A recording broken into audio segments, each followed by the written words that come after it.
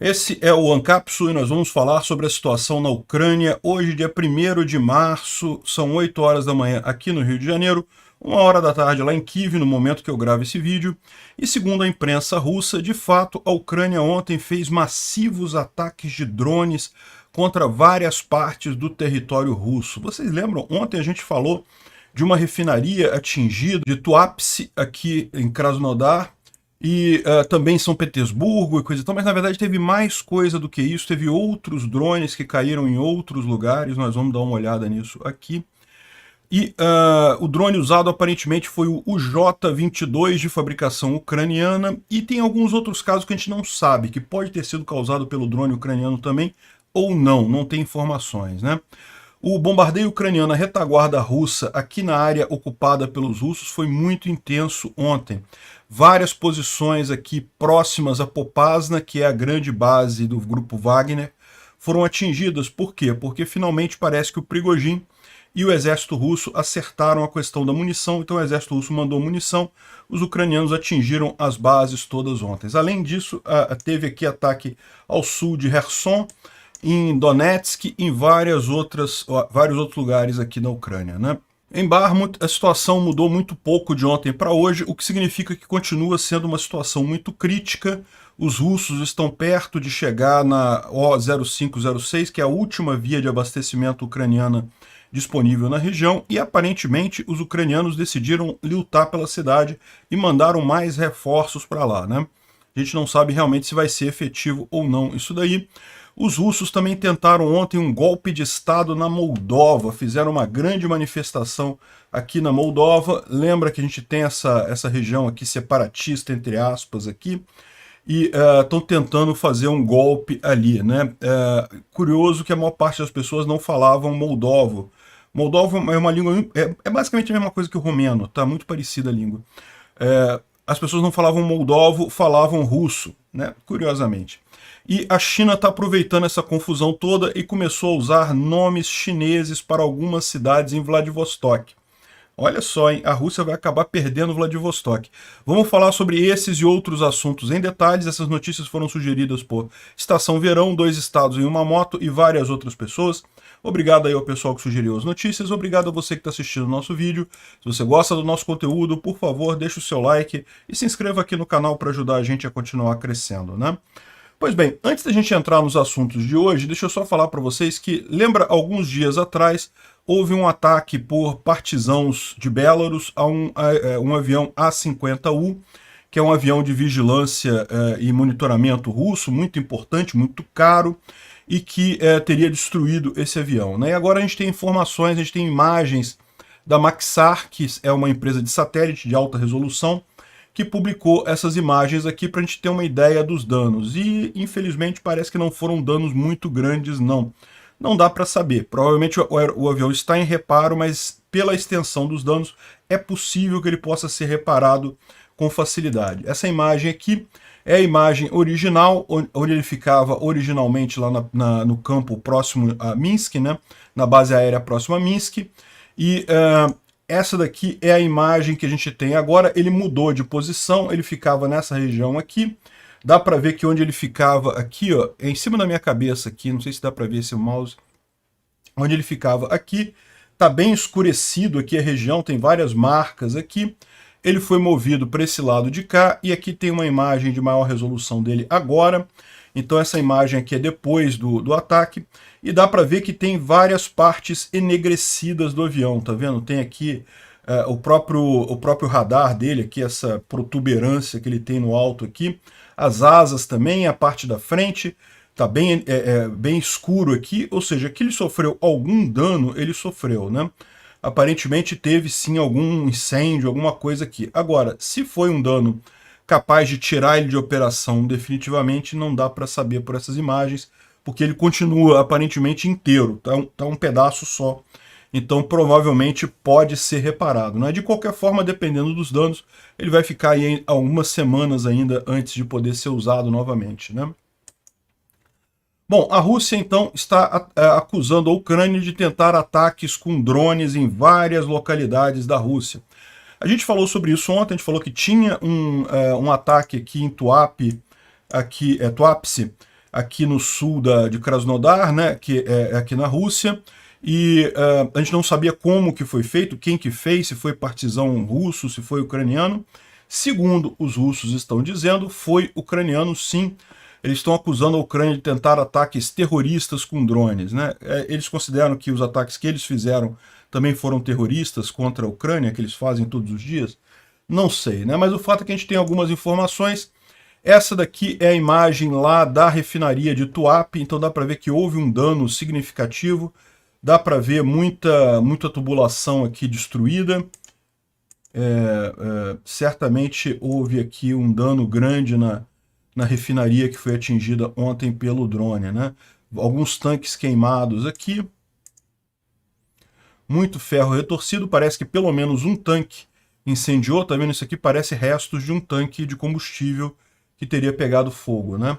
Então isso daqui são as visões daquela refinaria que foi atingida ontem pelos drones ucranianos. Isso daqui foi um drone ucraniano que caiu ou foi derrubado próximo a Moscou. Então esse cara aqui estava indo em direção a Moscou com algum alvo para lá, mas foi derrubado pelas forças russas. E aí com isso que o pessoal identificou que tipo de drone que está sendo usado. É o J-22, que é um drone recém-desenvolvido pela Ucrânia. A gente falou sobre ele, ele foi desenvolvido ao longo do ano passado e tem um alcance de 1000 quilômetros, e a Ucrânia estava começando a fazer os testes com ele. Parece que esse foi o primeiro ataque realizado com esse drone. Ainda não foi confirmado pela Ucrânia essas informações, tá? Mas pelo visto, devido a esse drone ucraniano ter sido achado tão longe lá na Rússia, tão próximo a Moscou, né? Parece ser isso que os ucranianos fizeram ontem mesmo, usaram esse drone para atingir várias coisas. E lembra, é um drone de fabricação ucraniana, o que significa que os ucranianos podem fazer quantos desses drones que eles quiserem e fazer esse tipo de ataque com muito mais frequência, né? Tem alguns outros problemas que aconteceram na Rússia que não está claro se foram causados pelos drones ucranianos ontem ou se foi um acidente ou foi alguma outra coisa. Por exemplo, esse caso aqui é um grande incêndio florestal, um grande incêndio em campo aberto, aqui próximo a Teriuk. Teriuk fica... É aqui também em Krasnodar. Aqui, ó. Teriuk. É perto de um aeroporto, tem uma base aérea aqui também. Mas aparentemente o incêndio foi ao sul de Teriuk, então teria sido em algum lugar por aqui. Não dá a entender mas enfim, pode ter sido um drone ucraniano, eventualmente visava o aeroporto, mas acabou atingindo uma área de mato, né, e daí só pegou fogo. Foi um incêndio muito grande, né, realmente pegou fogo com vontade, mas a gente não sabe se isso aí tem alguma coisa a ver com drone ucraniano ou não, pode não ter nada a ver com isso, pode ter sido só um incêndio que aconteceu lá. Outra informação, também na região de Krasnodar, foi duas grandes explosões na cidade de Iesk. Iesk é essa cidade um pouco mais acima aqui. Iesk também em Krasnodar. Repara que tudo isso, né? A refinaria é em Krasnodar. Krasnodar é um estado russo, né? Krasnodar Krai. Então a refinaria aqui embaixo, essa região aqui em Termiok, e agora também em Iesk, tudo isso em Krasnodar. Então isso leva a crer que pode ter sido causado também por um drone ucraniano, mas a gente não tem mais detalhes sobre esse ataque no aeroporto, na verdade não é um aeroporto, é uma base aérea russa em Iesk, aqui em Krasnodar. Se você vier aqui, dá para ver que a cidade de Iesk fica aqui e o aeroporto fica logo aqui, na verdade é uma base aérea militar, né? Então teria acontecido também esse ataque, possivelmente, de drones aqui. E um último ponto que também a gente não sabe se é ou não é, mas é em Krasnodar também. Isso é na cidade de Krasnodar, é um restaurante Provino, que segundo estão dizendo aqui é de propriedade do Medvedev. Sabe o Medvedev, o cachorrinho do Putin, né? Aquele político que é muito ligado ao Putin, ele é dono desse restaurante, um restaurante de luxo na cidade de Krasnodar.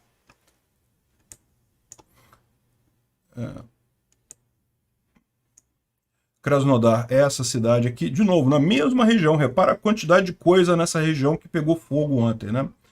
Foram os drones ucranianos? Pode ter sido, pode não ter sido. Não temos detalhes para ver exatamente o que houve dessas outras coisas aqui.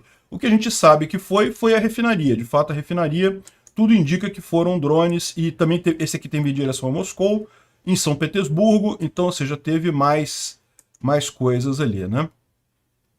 Além disso, teve mais alguns outros lugares suspeitos. Então, durante a noite, houve explosões em Evaptória e Saki, na região da Crimeia. Então aqui já não é mais Rússia, é na região da Crimeia, mas é na Crimeia ocupada, né? Evaptória é essa região aqui, tem o campo de Saki aqui, e parece que eles falaram também de um outro campo também, também em Chornomorsk. Chornomorsk também teve explosões durante a noite. Então, a gente não tem imagens dessas explosões, mas segundo relatos de canais do Telegram ali da região da Crimeia, teria havido essas grandes explosões. Então, a suspeita é também que os ucranianos usaram drones contra tropas russas ou contra localidades russas aqui na Crimeia, né? Mas a gente não tem imagem desses ataques. O que a gente tem imagem, e isso é realmente importante, isso daqui aí já não é mais drone, isso aqui provavelmente ou é HIMARS ou é artilharia simples, são ataques ucranianos à retaguarda russa, a depósitos de munição na retaguarda russa.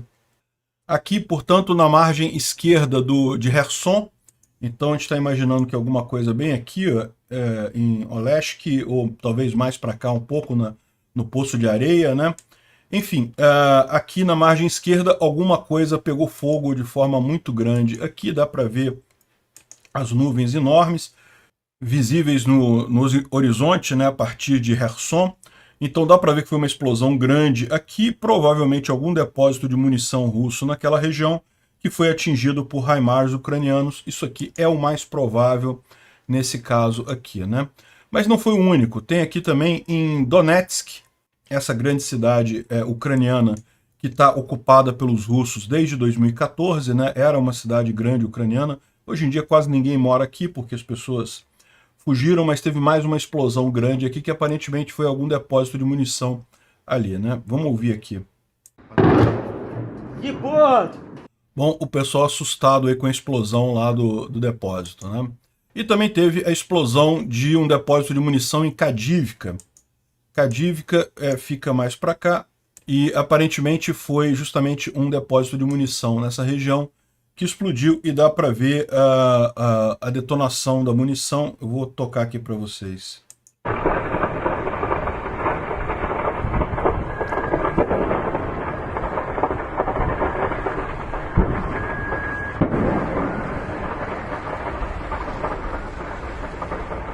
Característico de depósito de munição explodindo, né? Então,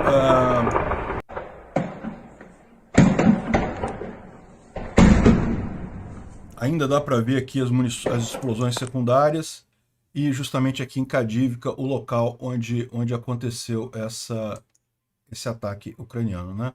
Mas como a gente estava dizendo, na verdade, esse ataque ucraniano aconteceu em vários locais por aqui. É porque muita gente não tem informação.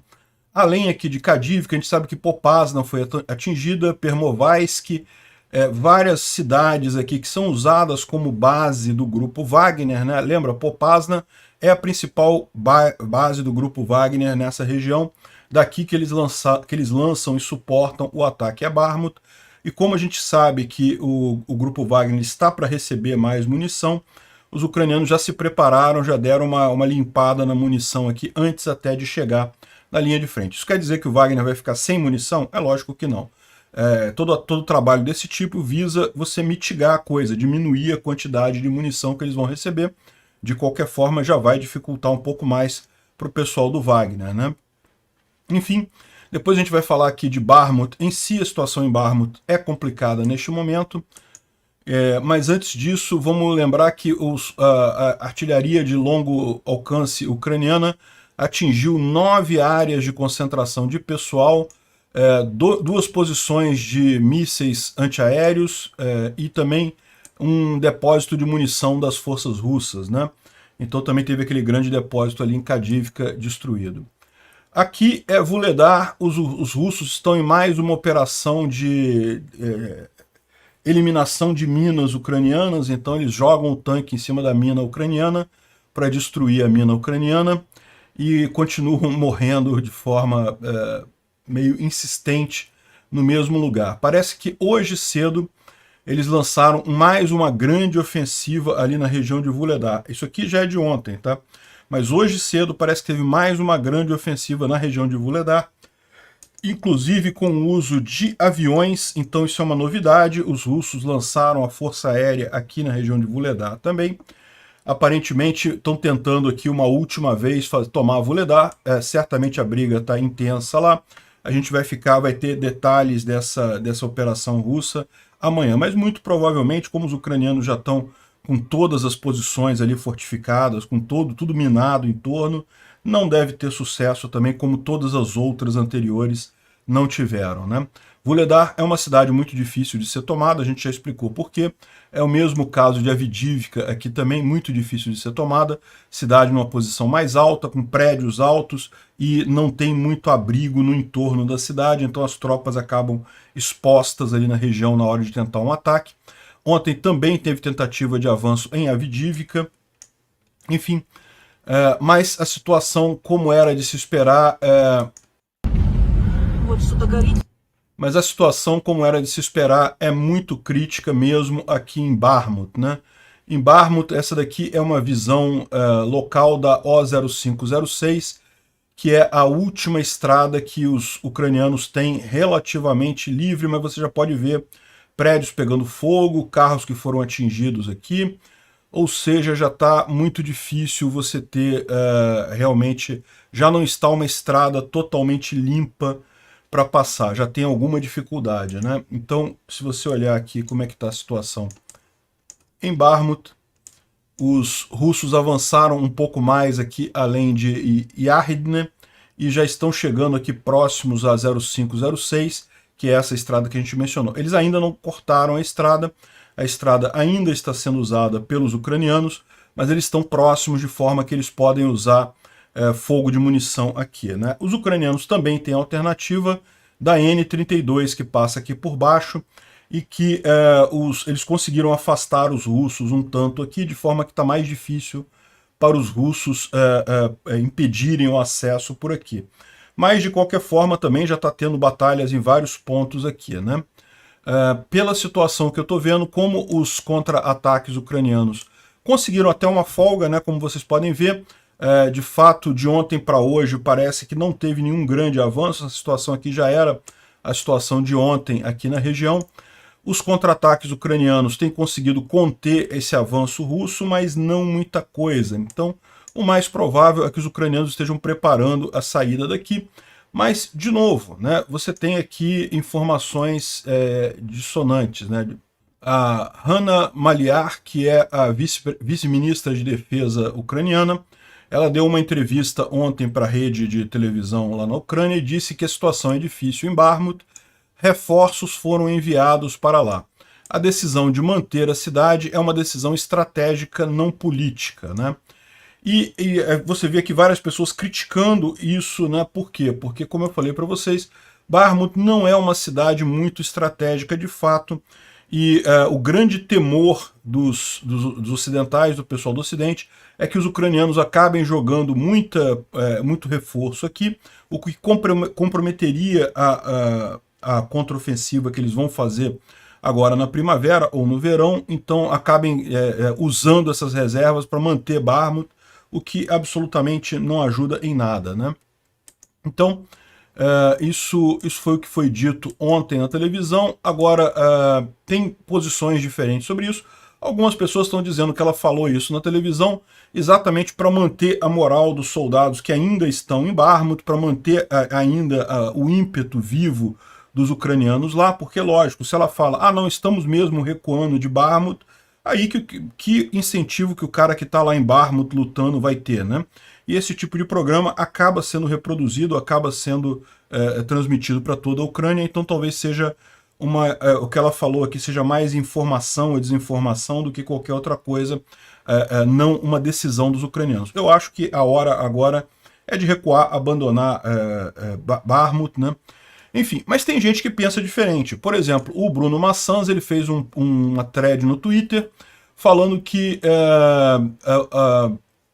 pelo que eu vejo a coisa, a Ucrânia pode sim recuar de Bakhmut, abandonar Bakhmut. Só que então a gente esperaria que a ofensiva russa depois disso, talvez, a gente esperaria uma ofensiva russa depois disso, talvez em poucos dias. As capacidades russas continuam bastante limitadas, mas eu fico preocupado com as dezenas de civis que estão vivendo em Sloviansk e Kramatorsk, que com a queda de Bakhmut, muito provavelmente essas cidades passariam a ser as linhas de frente, né? Então, Sloviansk e Kramatorsk são duas cidades muito grandes, muito maiores do que Bakhmut, na verdade, e que por enquanto estão em relativa paz, porque os russos não estão próximos aqui. Lembra, há pouco tempo atrás os russos estavam em Lima, e daqui eles já tinham feito ataques a Sloviansk, né? Mas agora eles foram expulsos daqui. Então, neste momento, Sloviansk e Kramatorsk estão relativamente isentas de problemas. Isso por quê? Porque Bakhmut está segurando aqui. Se os ucranianos entregarem Bakhmut, é esperado que os russos tentem uma grande ofensiva aqui e novamente tragam Kramatorsk e Sloviansk dentro da possibilidade aí de ataques, né? E não são só essas duas cidades. Se você reparar, tem Konstantinivka, Olexievo, Druzhnivka, enfim, tem uma série de cidades aqui ao longo dessa rota aqui, que na verdade estão sendo protegidas por Bakhmut, né? Então, eu não sei o que os ucranianos vão fazer, né? Como eu disse, a vice-ministra da Defesa disse que vão mandar reforços para tentar segurar a cidade mais tempo. Outras pessoas acham que eles já estão só preparando para sair de lá. Um dos motivos para isso é que a maior parte das batalhas já está acontecendo fora de Bakhmut em si. Existem ainda algumas tropas ucranianas aqui na cidade de Bakhmut, mas o grosso dos reforços estão nessas outras cidades aqui, no entorno de Bakhmut, né? Aqui mesmo, aparentemente, tem no máximo 3.000 combatentes ucranianos, alguns dizem que só tem 500.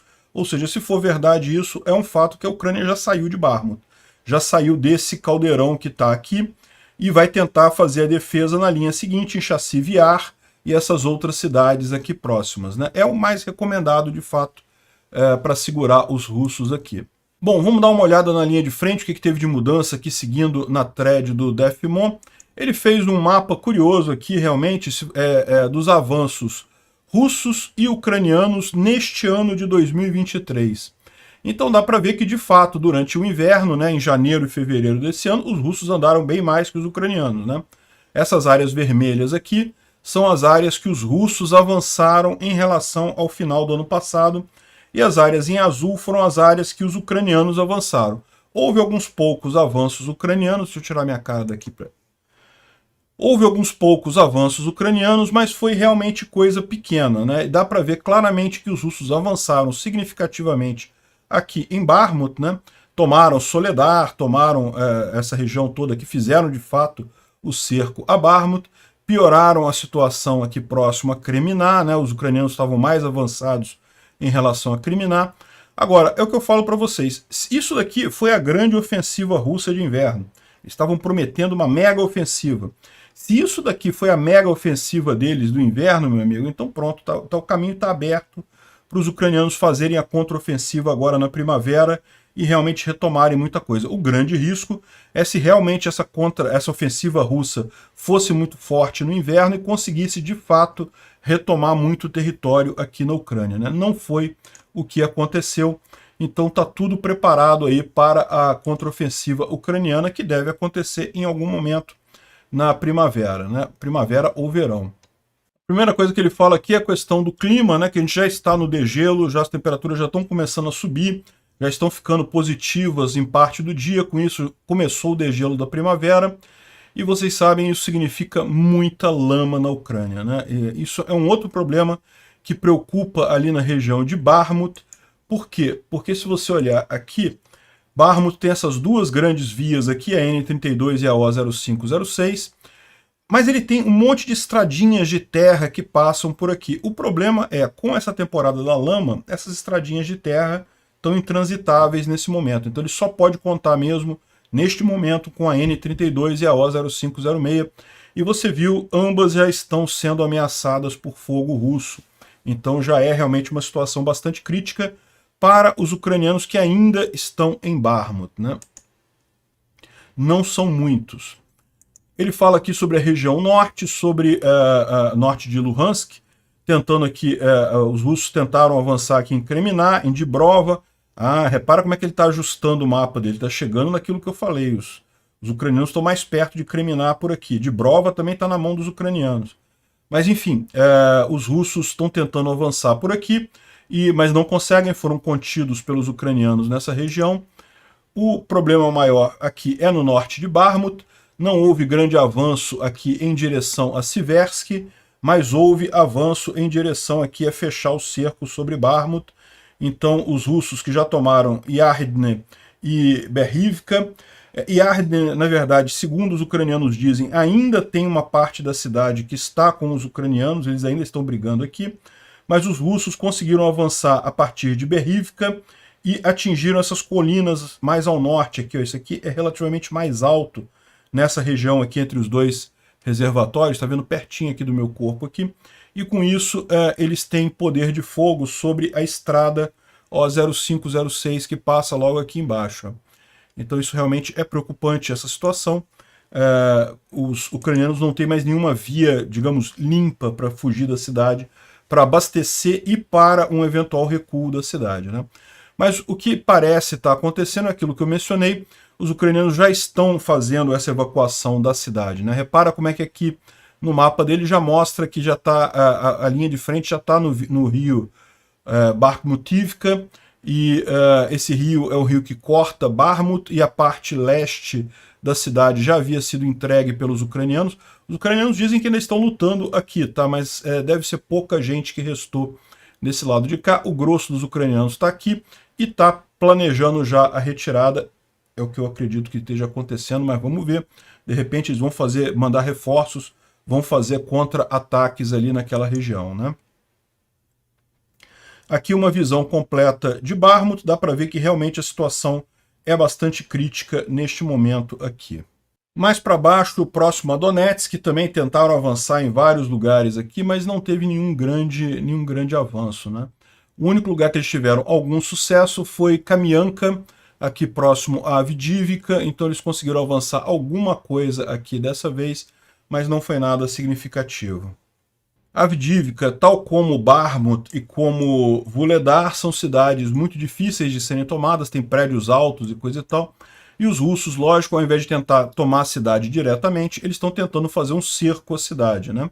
Mas aí você vê como é que realmente as tropas do Wagner têm uma eficácia muito maior do que a média das tropas do exército russo, né? O exército russo está tentando tomar Avdiivka, bem dizer, desde 2014, né? Essa linha vermelha aqui é a fronteira de 2014 dessa guerra.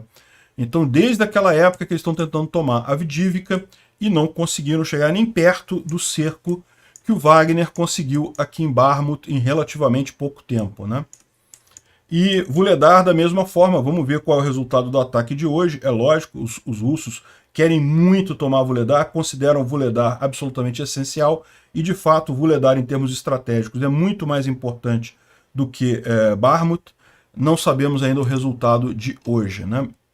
Aqui no Instituto para Estudo da Guerra, eles falam sobre a realização de false flag operations, né?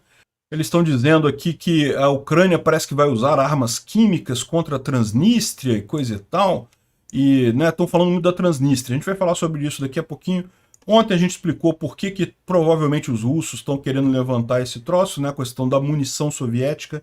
Tem muita munição soviética lá.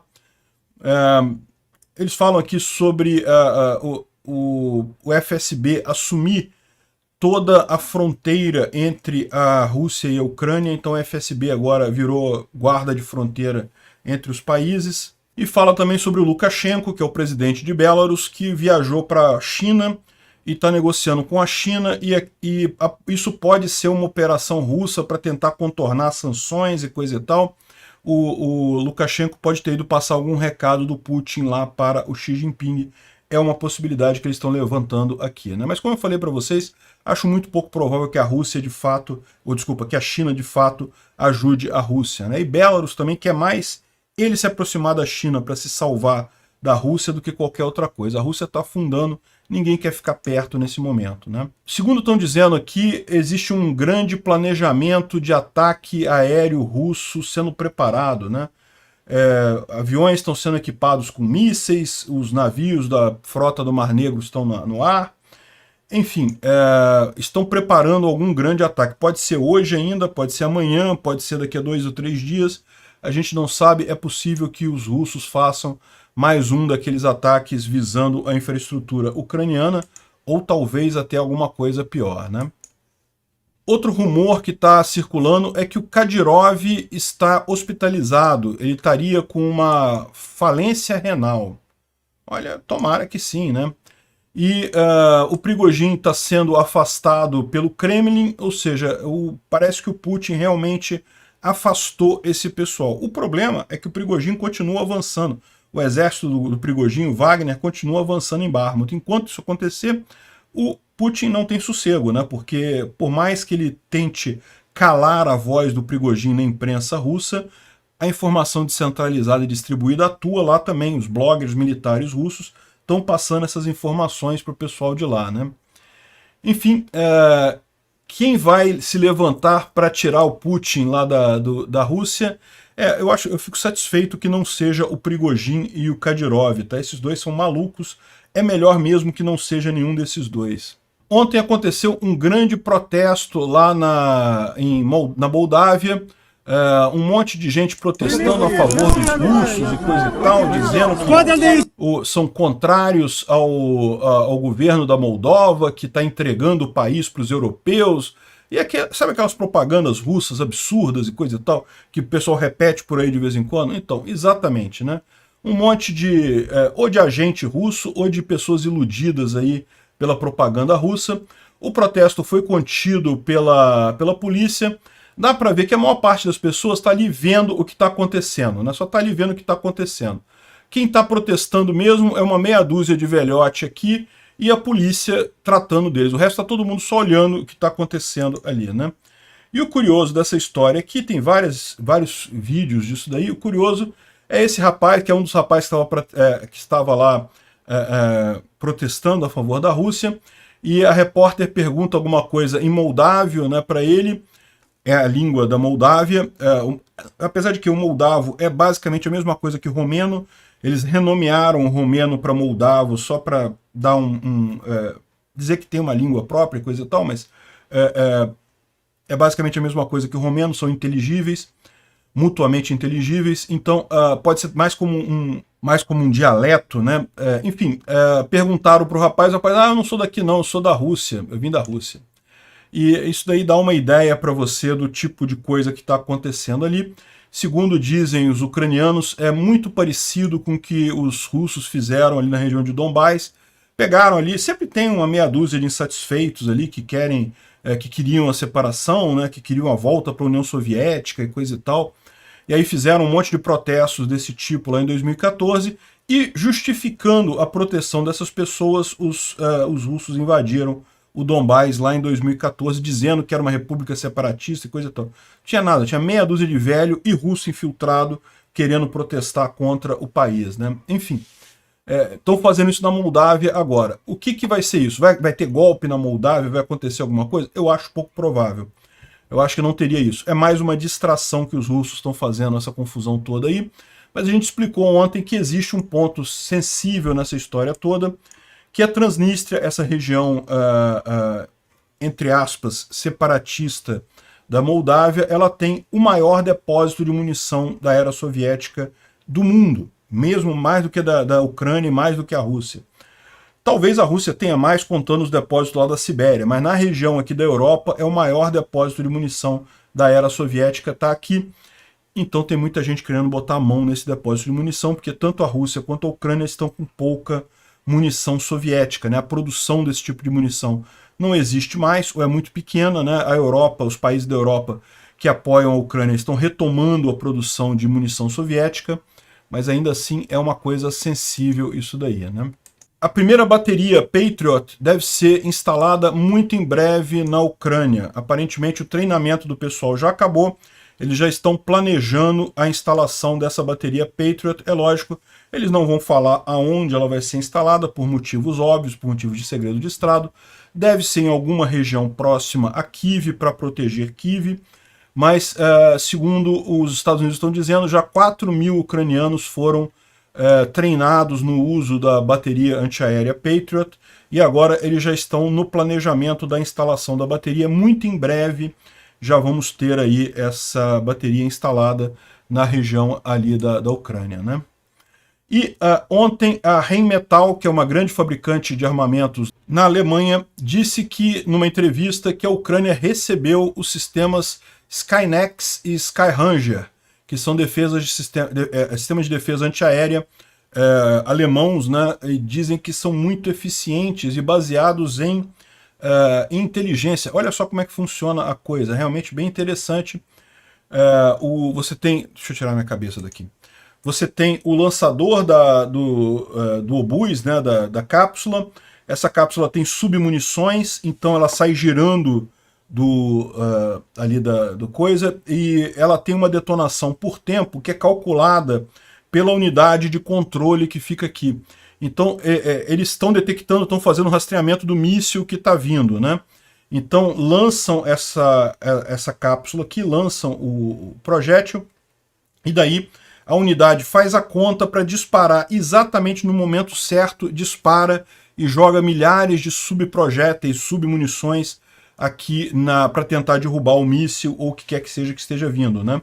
Então dizem que é muito eficiente, que é uma coisa extremamente eficaz para isso daí, e justamente o cálculo é bastante complexo, a ponto que eles não podem assumir a velocidade do projétil, eles medem a velocidade do projétil aqui na saída do cano, né, para poder saber exatamente o momento que esse projétil vai chegar próximo ao míssil e que aí ele tem que disparar a submunição.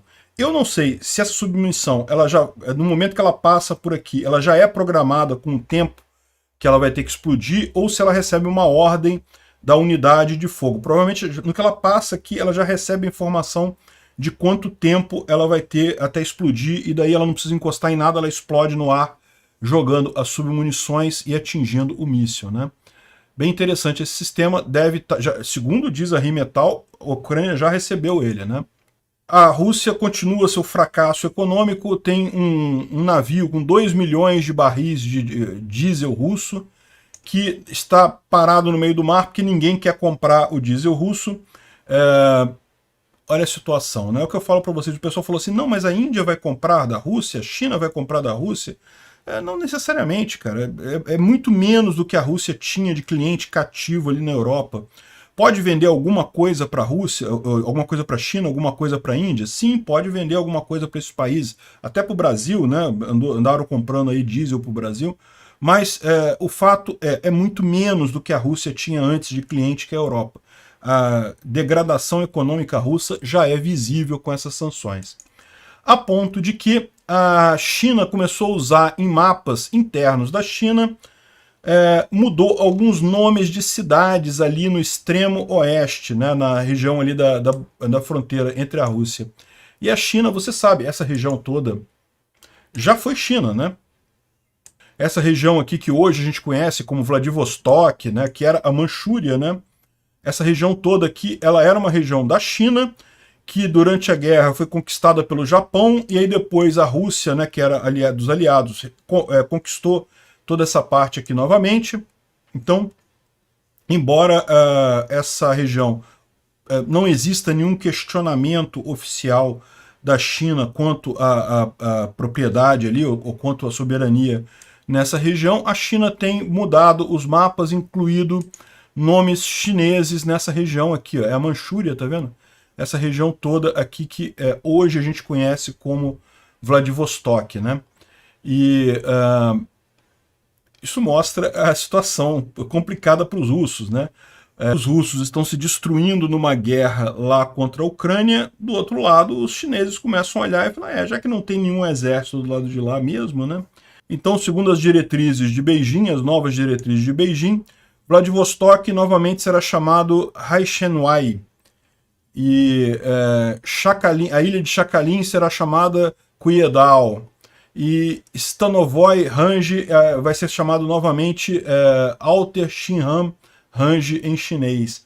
Ou seja, um monte de cidades ali que vão voltar a ter nomes chineses na China, né? Quando tiver mapa daquela região, vai usar o nome chinês. É lógico, por enquanto, a China não está fazendo nenhuma requisição de território ali na região, né?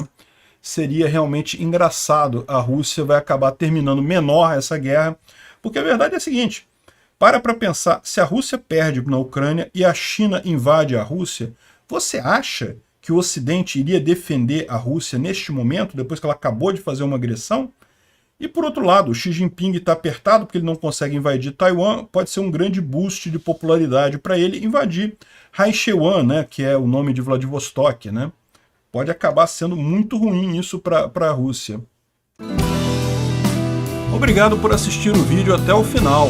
Além de curtir, compartilhar e se inscrever no canal, considere se tornar patrocinador com valores a partir de R$ 1,99. Clique no botão Seja Membro abaixo para saber as condições e vantagens de patrocinar o canal. Mais informações sobre o nosso projeto, visite nossos sites indicados na tela.